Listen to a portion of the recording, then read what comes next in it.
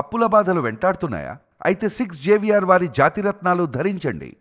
Hi, welcome to మనం TV. నేను మీ Manoj. YCP 2024 ఎన్నికల్లో ఓటమి తర్వాత చాలా గుణపాఠాలు నేర్చుకుంది. ఇప్పటికీ కంటిన్యూస్గా నేర్చుకుంటుంది అనుకోండి. కానీ కొన్ని విషయాల్లో వాళ్ళ మొండి వైఖరి, లైక్ మెడికల్ కాలేజీలు ప్రైవేటైజేషన్ చేయడం అంటాం. సో ఇలాంటి వాటిలో ప్రజలు కొంచెం వాళ్ళని నమ్మాలా వద్దా అనే ఒక ఇదిలో ఉన్నారనమాట. ఎందుకంటే పబ్లిక్ ప్రైవేట్ పార్ట్నర్షిప్ అని చెప్పి కూటమి చెప్తుంటే, లేదు అది కంప్లీట్గా ప్రైవేటైజేషన్ చెప్పి చాలామంది గుడ్డిగా వాదిస్తున్న పరిస్థితి. ఈవెన్ జగన్మోహన్ రెడ్డి గారు కూడా ఒక బిజినెస్ మ్యాగ్నెట్ అయినా, ఒక మంచి ఎంటర్ప్రినర్, ఆయన ఒక మాజీ సీఎం, ఒక ఎమ్మెల్యే, ఒక మాజీ ఎంపీ. సో ఇన్ని ఇది ఉండి కూడా జగన్మోహన్ రెడ్డి గారు ఇంకా దాన్ని గుడ్డిగా ప్రజలు నమ్మించే ప్రయత్నం చేస్తున్నారు. సరే, ప్రజలు నమ్మట్లేదు అనుకోండి, అది వేరే విషయం. కానీ ఆయన కొన్ని యాక్సెప్ట్ చేయడం మొదలుపెట్టారు. లైఫ్ యాజ్ ఇట్ ఈస్గా యాక్సెప్ట్ చేయాలి అంటారు కదా. సో జగన్మోహన్ రెడ్డి గారు ఆయనకి నిజంగా తత్వం బోధపడింది. కొన్ని విషయాల్లో ఆయన టీడీపీ ఏదైతే వైసీపీ మీద ఆరోపణలు చేస్తుందో, లైక్ రెడ్ బుక్ మీరు ఎందుకు భయపడుతున్నారు అంటే, మేమేం భయపడలేదు, మాకు డిజిటల్ బుక్ ఉందని చెప్తున్నారు. సో డిజిటల్ బుక్ని తీసుకొచ్చారు అంటే వీళ్ళు ఇండైరెక్ట్గా రెడ్ బుక్ని యాక్సెప్ట్ చేసినట్టే కదా. అంటే గత 5 ఏళ్లలో జరిగిన అవినీతి కావచ్చు, అక్రమాలు కావచ్చు, అరాచకాలు కావచ్చు, వాటన్నిటినీ యాక్సెప్ట్ చేశాము. మీరు రెడ్ బుక్ మీద సఫలమైంది, అందుకనే మేము డిజిటల్ బుక్ తీసుకొస్తామని ఇప్పుడు ఘంటాపదంగా చెప్తున్న పరిస్థితి. సో ఇప్పుడు ప్రతి ఒక్క వైసీపీ కార్యకర్తలో ఆ బలం పుంజుకోవాలి. చాలామంది మీద కేసులు పడుతున్నాయి. వాళ్ళు చేసిన అరాచకాలతో వల్లే కేసులు పడుతుంది తప్ప ఎక్కడా కూడా ఫాల్స్ కేసులు, ఫేక్ కేసులు పడట్లేదు. మీకు తెలుసు, ఎందుకంటే లిక్కర్ కేసులో ఎంతమంది దేశంలోనే పెద్ద స్కామ్ చేసినప్పటికీ కూడా చాలామంది బెయిల్ మీద బయట ఉన్నారు. సో వాళ్ళు పిచ్చి మాట్లాడుతున్నా సరే ప్రభుత్వం నిమ్మకు నీరెత్తనట్టే ఉంది. మరి ఇలాంటి నేపథ్యంలో అసలు డిజిటల్ బుక్ని ఎందుకు వైసీపీ మళ్ళీ తెరపైకి తెచ్చింది? కట్ చేస్తే వాళ్ళ మీద కేసులు పడుతున్నాయి. యాక్చువల్గా వీళ్ళ టార్గెట్ ఏంటి? టీడీపీ వాళ్ళ మీద కేసులు పడాలి. సో దానికి సంబంధించిన ఫోటోలు కానీ, వీడియోలు కానీ మనం ఎక్స్క్లూజివ్గా పెట్టుకుంటే రెడ్ బుక్ జస్ట్ పేర్లు రాశారంతే. కానీ డిజిటల్ బుక్లో మొత్తం సమాచారం మొత్తం ఉంటుంది. దేని గురించి, ఆ బాధితులు ఎవరు వీళ్ళని టార్గెట్ చేశారు, దానికి సంబంధించిన ఆడియోలు కానీ, వీడియోలు కానీ అన్నీ విత్ ప్రూఫ్స్తో ఉంటాయి. కాన్సెప్ట్ మాత్రం నెక్స్ట్ లెవెల్, నిజం చెప్తున్నాను. కానీ ఇంప్లిమెంటేషన్ దగ్గర చాలా మైనస్ అవుతుంది. ఎందుకు మైనస్ అవుతుంది? సో ఇప్పుడు మీరు చూసుకోవచ్చు.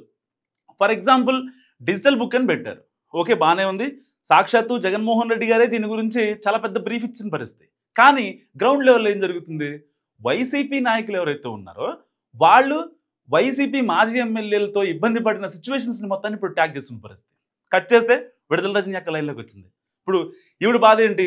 ఈవిడ మీద ఎక్కడ చర్యలు తీసుకుంటారో, అధిష్టానం ఎక్కడ మళ్ళీ ఇబ్బంది పెట్టుద్దని చెప్పి ఈవిడ బాధపడుతుంది. ఎందుకు బాధపడుతుంది ఏంటంటే, రీసెంట్గా ఒక అంజయ్య అనే వ్యక్తి, చిలకలూరుపేటకు సంబంధించిన ఒక అంజయ్య అనే రైతు, ఈవిడ ఆయన టార్గెట్ చేసి 2022లో ఆయన్ని చంపాలని చూసిందంటూ కూడా ఆయన కంప్లైంట్ చేసిన పరిస్థితి.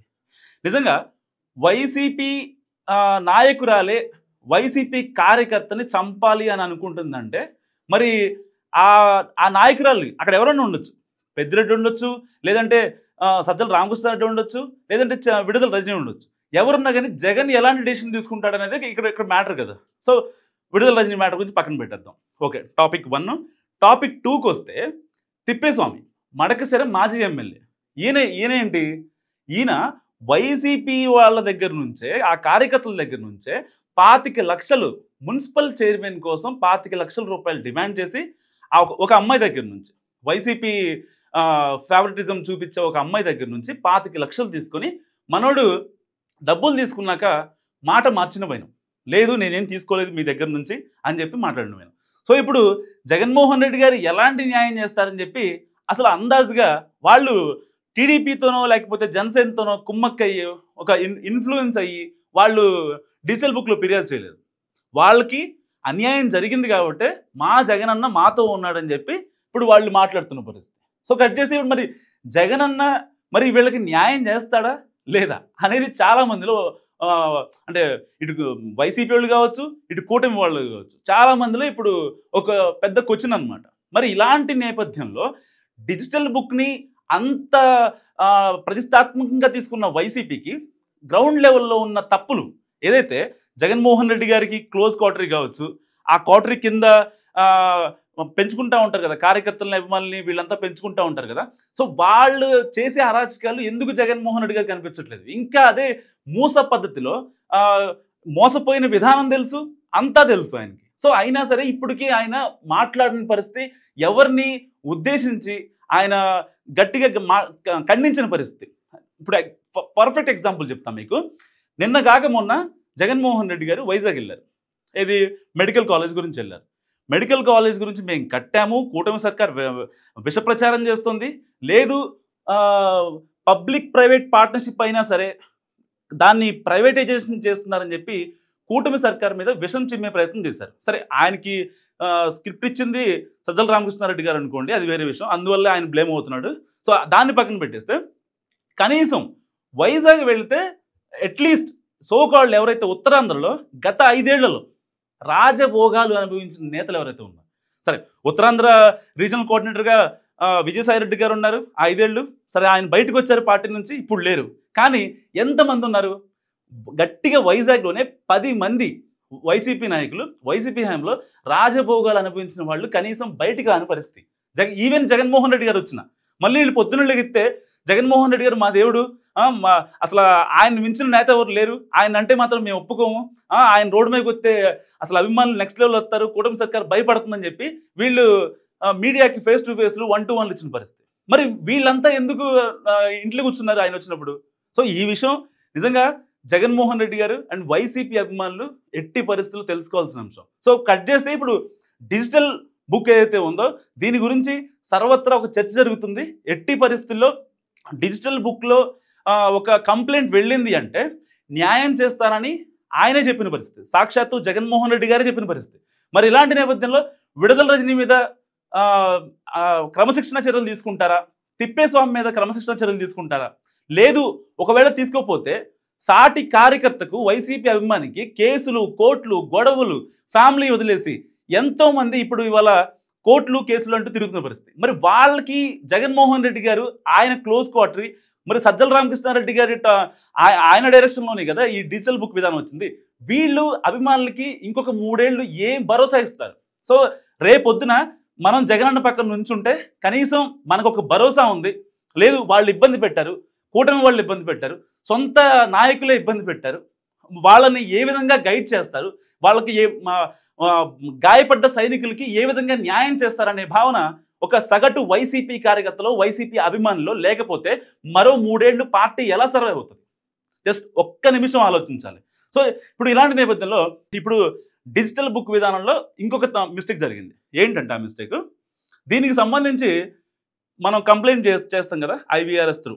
ఒకటి అంటే కొంచెం చదువుకున్న వాళ్ళు ఎవరైతే ఉంటారో వాళ్ళు డైరెక్ట్గా ఆ వెబ్సైట్ ఓపెన్ చేసి వైసీపీ డిజిటల్ బుక్ డైరెక్ట్గా సర్వర్లు హైదరాబాద్లో ఉంటాయి అండ్ టోల్ ఫ్రీ నెంబర్ కూడా హైదరాబాద్ నుంచే నడుస్తుంది. ఒకవేళ చదువుకున్న వాళ్ళు ఎవరైనా ఉంటే మొబైల్ నెంబర్ ఎంటర్ చేసి వాళ్ళకి సంబంధించిన ఫోటోలు, లేకపోతే ఆ బాధితులు ఎవరైతే ఉన్నారో వాళ్ళకి సంబంధించిన వాళ్ళకి ఇబ్బంది పడిన వీడియోలు కావచ్చు, ఆడియోలు కావచ్చు, అవన్నీ మనం అప్లోడ్ చేయొచ్చు. దాన్ని వాళ్ళు ఒక టికెట్ తీసుకుంటారు. సో దానికి సంబంధించి ఒక బ్యాక్గ్రౌండ్లో టీం ఉంటుంది. లేదు అది లీగల్గా వెళ్ళాలంటే లీగల్గా వెళ్తే, పోలీసులతో మాట్లాడాలంటే పోలీసులతో మాట్లాడేస్తారు. ఒకవేళ క్రమశిక్షణ చర్యలు పార్టీ పరంగా తీసుకోవాలంటే దాని గురించి ఇప్పుడు సజ్జల రామకృష్ణారెడ్డి గారు ఒక స్టేట్మెంట్ ఇవ్వాల్సిన పరిస్థితి. ఇలాంటి నేపథ్యంలో ఇప్పుడు ఏదైతే టోల్ ఫ్రీ నెంబర్ ఇచ్చారో IVRS త్రూగా, ఆ నెంబరు హైదరాబాద్లో ఉన్న పరిస్థితి. ఇప్పుడు చాలామంది అంటే కూటమి, నాట్ ఓన్లీ కూటమి మెంబర్స్, ఇప్పుడు సామాన్య వ్యక్తులు కూడా మాట్లాడుతుంది ఏంటంటే వైసీపీ డిజిటల్ బుక్ అని చెప్పి తాడేపల్లిలో ఏపీలో పెట్టి ఈ టోల్ ఫ్రీ నెంబర్ హైదరాబాద్లో ఎందుకు పెట్టారు? ఇది నిజంగా జగన్మోహన్ రెడ్డి గారి ప్లానా, సజ్జల రామకృష్ణారెడ్డి గారి ప్లానా? ఎందుకు అంటే ఇంప్లిమెంటేషన్లో ఇన్ని అవకతవకలు ఎందుకు జరుగుతున్నాయి? లేకపోతే ఆ నెంబర్ హైదరాబాద్లో పెట్టి మేము ఏపీలోనే ఉన్నాం, అమరావతి మా రాజధాని అని చెప్పి వీళ్ళు మాట్లాడుతున్న పరిస్థితి. ఆ నెంబర్ గురించి ఎందుకు ఇంత రాద్ధాంతం జరుగుతుంది? నిజంగా ఒకవేళ డిజిటల్ బుక్లో కనుక ఒకవేళ ఒక కంప్లైంట్ అనేది రిజిస్టర్ అయితే అది దానికి ఎంతవరకు అథెంటిక్గా ఉంటుంది?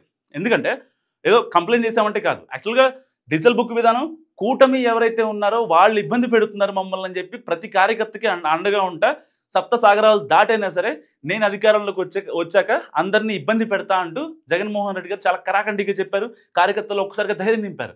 అసలు ఆ మీటింగ్కి వచ్చిన తాడేపల్లి ప్యాలెస్లో జరిగిన మీటింగ్కి వచ్చిన వైసీపీ కార్యకర్తల అభిమానులు ఎవరైతే ఉన్నారో వాళ్ళందరికీ గూస్ బంప్స్. నిజంగా అసలు నెక్స్ట్ లెవెల్లో మాకు న్యాయం జరిగిపోద్ది, మేము అసలు గట్టిగా ఒక ధైర్యంతో బయటికి వెళ్ళిన పరిస్థితి. అలాంటి ధైర్యం మరి ఇప్పుడు విడుదల రజని తిప్పేస్వామి మీద ఎలాంటి చర్యలు తీసుకుంటారన్నది ఇప్పుడు చాలా పెద్ద టాస్క్. ఒకవేళ వీళ్ళిద్దరి పైన చర్యలు తీసుకోకుండా కనుక జనాల్లోకి వెళ్ళగలిగితే రేపొద్దున ఈవెన్ మొన్న వైజాగ్ వెళ్ళినప్పుడు కూడా చాలామంది అడిగారు, go back Jagan, go back Jagan అంటుంటే మీరు విడుదల రజనీ మీద ఎందుకు చర్యలు తీసుకోరు, తిప్పేస్వామి మీద ఎందుకు చర్యలు తీసుకోరు అంటూ వాళ్ళంతా మాట్లాడిన పరిస్థితి. నిజంగా జగన్మోహన్ రెడ్డి ఆయనకు కూడా తెలియదు వీళ్ళ కంప్లైంట్ వచ్చాయని. కానీ ఇక్కడ సజ్జల రామకృష్ణారెడ్డి అనే వ్యక్తి ఆ మైండ్ గేమ్ వల్ల ఇప్పుడు ఎన్ని అనర్థాలంటే పార్టీకి 1 కాదు 2 కాదు 10 అనర్థాలు. ఈవెన్ ఆయన తీసుకున్న డెసిషన్ లైక్ ఏదైతే IVRS నెంబర్ ఉందో ఆ నెంబర్ త్రూగా కూడా అసలు ఎందుకు హైదరాబాద్లో ఎందుకు పెట్టాలి నాకు అర్థం కాదు. సర్వర్లు బోల్డ్ ప్లేస్ ఉంది, తాడేపల్లి ప్యాలెస్లో బోల్డ్ ప్లేస్ ఉంది, లేదు వైసీపీ కేంద్ర కార్యాలయంలో బోల్డ్ ప్లేస్ ఉంది, అక్కడే సర్వర్ పెట్టుకోవచ్చు కదా, అక్కడే టోల్ ఫ్రీ నెంబర్ పెట్టుకోవచ్చు కదా. ఇప్పుడు మీకున్న టీము టెలికాలర్స్ టీం ఎంతమంది, మహా అయితే 10 మంది, 4 సర్వర్లు మెయింటైన్ చేయడానికి ఉంటారు, ఒక 10 మంది కాల్స్ తీసుకోవడానికి ఉంటారు, 15 మెంబర్స్ ఏమో ఏదైతే వెబ్సైట్లో టికెట్స్ క్లోజ్ అవుతున్నాయో వాటికి సంబంధించి వాళ్ళు హ్యాండిల్ చేస్తున్నారు. మహా అయితే ఒక 25 మంది టీంని హైదరాబాద్లో పెట్టి మీరు ఇక్కడ మీ వైసీపీ కార్యకర్తలకి ఎలా భరోసా ఇవ్వగలరు? సో దీనికి సజ్జల రామకృష్ణారెడ్డి గారు ఎట్టి పరిస్థితుల్లో సమాధానం చెప్పాలి. ఇంకా వైసీపీని నాశనం చేస్తున్నారు ఆయన విధానాలతో, ఆయన మొండి వైఖరితో అనేది చాలామంది వైసీపీ నాయకుల్లోనే వ్యక్తమవుతున్న ప్రశ్న. సో మరి ఫైనల్గా విడుదల రజనీపై, తిప్పేస్వామిపై చర్యలు ఉంటాయా లేదా? మీరేమనుకుంటున్నారో నాకు మస్ట్గా కామెంట్ చేయండి. చూస్తూనే ఉండండి మనం టీవీ.